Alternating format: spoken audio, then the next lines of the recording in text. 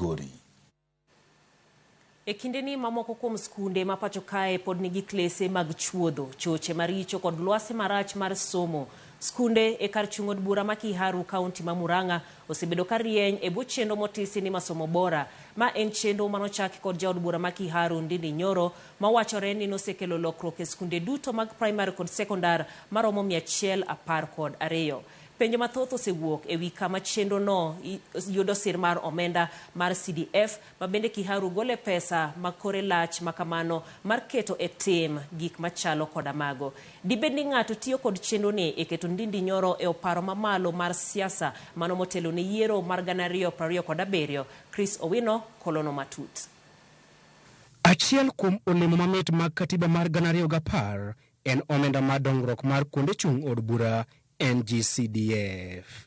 E ute chung' od bura 290 ma pacho kae, omenda mar NGCDF osekelo lokruok mathoth to moloyo e sekta mar somo, kama omenda makamano osemiyo skunde sura malombo wang'. Kata kamano, e bwo thuolo mar dweche 2 mokalo, kar chung' od bura ma Kiharu e kaunti ma Murang'a osebet e nyong'ong' kaluwore gi chenro mar siro weche mag somo e gwengego e bwo chenro mar masomo bora program. E bwo chenro mar masomo bora program, skunde duto 112 mag piny owacho mag primar kaachiel kod sekondar wachore ni osebedo ka igero kendo imiyo sura malombo wang'. Kata obedo ne okwayudo thuolo mar limo skunde duto 112, moko kuom mago mane wachwayo wang'wa oger maber ka dier ot mag klese duto omuonie tiles, alwora mag skunde opedhie kabros mar tieko buru kod chuodho. Ramogi TV obilo wach kod jaod bura ma Kiharu Ndindi Nyoro mar yudo ler malong'o e wi chenro makamano,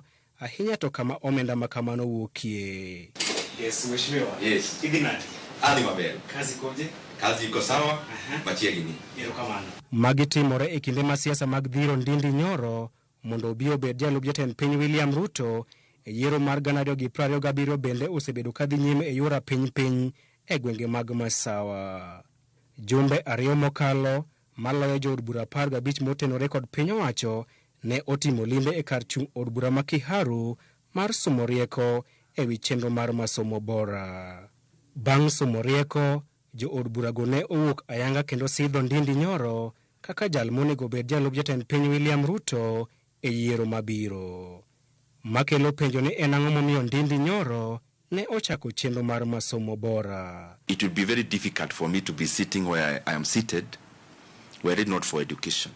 And not because there was money, but because there was will. And because now we have been privileged to serve as leaders, we are trying to do our best so that wale ambao wanakuwa kama sisi, they may not have to go through the kind of challenges we went through. And that is the basis of Kiharu Masomo Bora.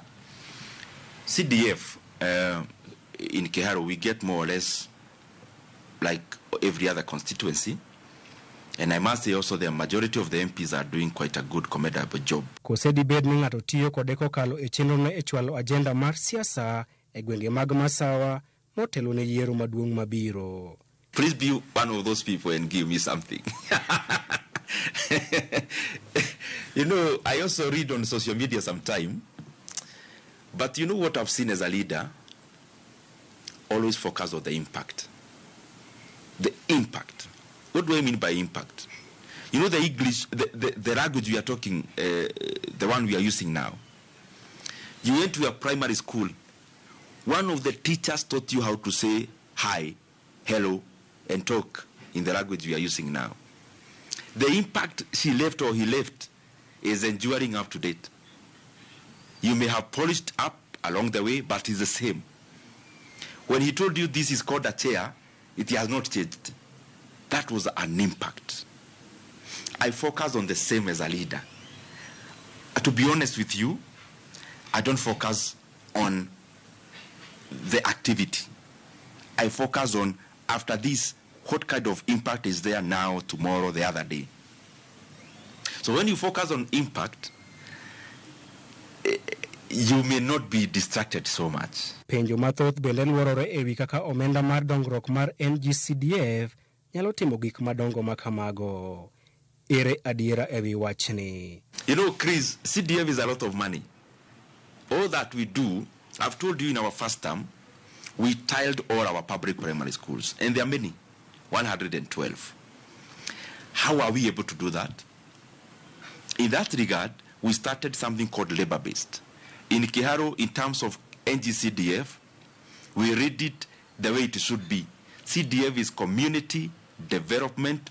It's yes, constituency development fund, but it targets community projects. So in terms of community projects, we don't just give a muradi or a project.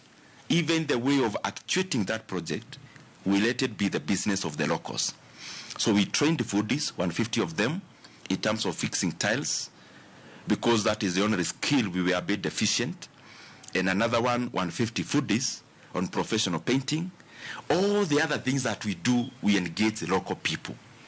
So we are able to do more with less, because there is no contractor making profit out of our NGCDF. All the money goes to the project. Ponono ni en adiera ni omenda mar NGCDF nyalo timo gik manenore e kar chung' od bura ma Kiharu. En ang'o momiyo skunde e kuonde chung' od bura mamoko e pacho kae to pod nitiere kod klese mag lowo. Kabro, we are now piloting. We have started with only 10 schools, which are fully done. Again, labor-based. Once we buy the Kabro, all the other work is done by the locals.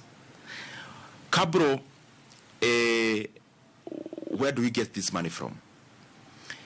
Some is direct allocation through NGCDF. Others is where, let's say we are doing a project within the school, we make savings. We plow back within the same institution. And we are very, the way we manage our resources, we track every shilling so that we are able to do much more with much less money. Kaluwore gi Ndindi Nyoro, yo maber mar nyayo weche mag somo en keto lwasi maber ne jopuonjre e skunde gi. Sometime I was lucky to go to London. And another time, I think last year, I went to Cape Town in South Africa. As I was walking, I saw a very beautiful institution. And upon going closer, I realized it was a municipal school in Cape Town. I went closer and nikaona kabisa hii ni shule. I was surprised that a normal municipal school there was looking much better than a higher institution here. So I took photos and I called my staff here in this office. And I told them the kind of quality of work we are doing in Kiharu, the benchmark must be that kind of an institution. Kopogore kod gero skunde, chenro mar Somo bura program bende miyo jopuonjre duto mag skunde primary kod secondary mag piny owacho chiemo kaachiel kod chulo negi bath school fees. Parents in most of the day schools across Kenya, they pay 4,000, 5,000, some even higher per term. In Kiharu, you only pay 1,000 shillings every term. The rest of the burden we take over through Kiharu NGCDF. And in that money, we actually take care of all. Every person in our day school benefits from that. And we actually say, even if you come from another constituency and study in any of our day schools, hatukuulizi mzazi anapiga kura wapi. Kwa sababu, ile kitu mwanafunzi anataka ni masomo. Now, in that, after paying that 1,000, what we are taking care of is that the student takes porridge in school during break time, na pia wanakula lunch. They take lunch in school. And we have been able to recalibrate the menu. In our place, githeri is the staple food. So instead of taking githeri every day, they are taking githeri 3 days, and they are taking rice 3 days. And because we also want to make education exciting, we have said that the last Friday of the month in all our day schools, they'll be taking chapati for lunch. So because as much as we are doing a lot in terms of infrastructure, we also want education to be exciting for the learners to choose to be more in school other than home. Sigana mar Somo bura program e kar chung' od bura ma Kiharu nyalo bedo mise motegno e bero skunde kod miyo sekta mar somo ndhadhu e gwenge duto ma pacho kae. Chris Owino, Ramogi TV, Nairobi.